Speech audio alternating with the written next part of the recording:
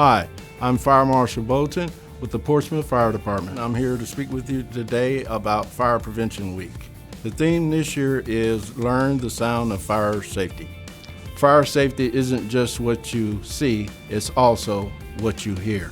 Smoke detectors play a huge role in keeping you safe. So, what is your alarm telling you?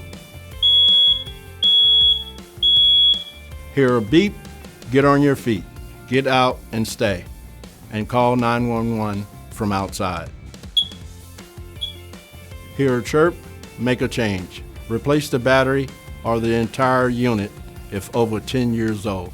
Smoke alarms should be placed in every bedroom and on each level of the home, and outside the sleeping areas like hallways. Do not put smoke alarms in the kitchen or bathrooms. If you have gas appliances in your home, you will also need carbon monoxide detectors. What if you or someone in your home is deaf or hard of hearing? There are alarms and alert devices just for you. What does this all mean?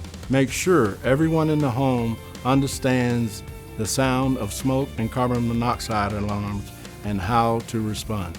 Prevent, plan, practice. Knowing the sounds of fire safety can save you, your family, and your home.